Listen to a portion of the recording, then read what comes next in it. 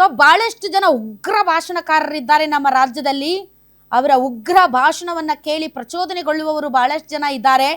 ಇನ್ನು ಮುಂದೆ ಆ ವಿಧೇಯಕ ಏನಾದರೂ ಮಂಡನೆಯಾಗಿ ಅಂಗೀಕಾರ ಆದರೆ ಬಹಳಷ್ಟು ಜನರಿಗೆ ಕೆಲಸನೇ ಇರಲ್ಲ. ಉಗ್ರ ಭಾಷಣಕಾರರಿಗೆ ಪಾಪ ಅವ್ರು ಎಲ್ಲಿ ಭಾಷಣ ಮಾಡಬೇಕು?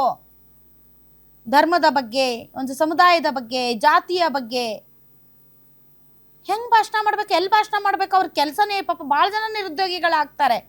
ಬಟ್ ದಿ ಸೇಮ್ ಟೈಮ್ ಇದನ್ನ ಕೆಲವು ಸಂಘಟನೆಗಳ ವಿರುದ್ಧದ ಅಸ್ತ್ರವಾಗಿ ಬಳಸುತ್ತಿದೆ ಕಾಂಗ್ರೆಸ್ ಸರ್ಕಾರ.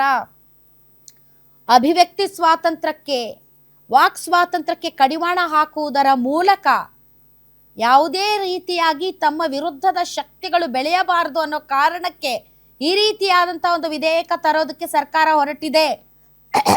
ಎಸ್ಪೆಷಲಿ ಸರ್ಕಾರ ಹಿಂದೂ ಸಂಘಟನೆಗಳನ್ನ ಮತ್ತು ಹಿಂದೂ ಉಗ್ರ ಭಾಷಣಕಾರರನ್ನ ಟಾರ್ಗೆಟ್ ಮಾಡ್ತಾ ಇದೆಯಾ? RSS ವಿಚಾರದಲ್ಲೂ ಕೂಡ ಒಂದು ವಿಚಾರ, RSS ಪಥಸಂಚಲನಕ್ಕೆ ಸಂಬಂಧಪಟ್ಟಂತೆ ತುಂಬಾ ದೊಡ್ಡ ಕಾಂಟ್ರವರ್ಸಿ ಆಗಿತ್ತು. ಅದಾದ ಮೇಲೆ ಕರಾವಳಿ ಭಾಗದಲ್ಲಿ ಯಾರ್ಯಾರು ಪ್ರಚೋದನಕಾರಿ ಭಾಷಣ ಮಾಡ್ತಾರೆ ಅವ್ರ ಮೇಲೆ ಕೇಸ್ಗಳನ್ನ ಹಾಕುವಂತಹ ಮತ್ತು ಅಂಥವರನ್ನ ಗಡೀಪಾರು ಮಾಡುವಂತಹ ಒಂದು ಕ್ರಮಗಳನ್ನು ಸರ್ಕಾರ ತೆಗೆದುಕೊಂಡಿತ್ತು.